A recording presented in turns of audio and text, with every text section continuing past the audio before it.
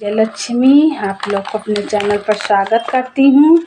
एक बहुत प्यारा सा 26 जनवरी का गीत सुनाने जा रही हूँ, तो आइए सुनाते हैं। फुल आवाज करके सुनिएगा भाई बहन, तभी अच्छा लगेगा।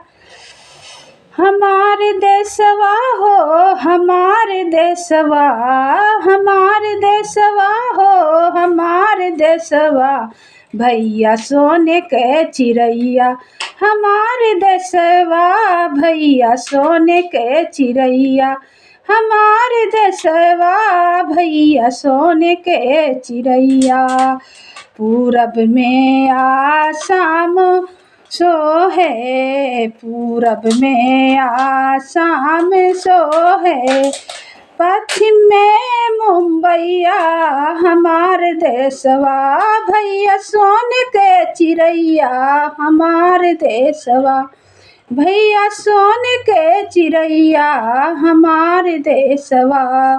देवी दुर्गा के पूजा महान बाय, देवी दुर्गा के पूजा महान बाय, हमारे ही देशवा में नारी के समान बाय, हमारे देशवा में नारी के समान बाय।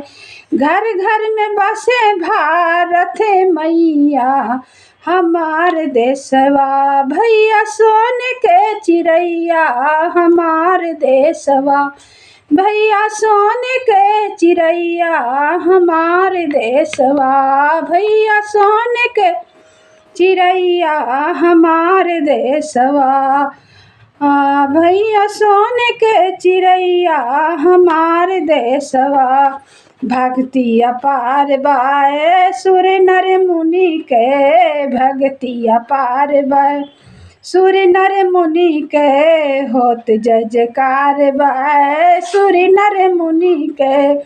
नारी के भक्ति माँ मीरा कन्हैया, नारी के भक्ति माँ मीरा कन्हैया, हमारे देशवा, भैया सोने के चिड़ैया, हमारे देशवा, भैया सोने के चिड़ैया, हमारे देशवा।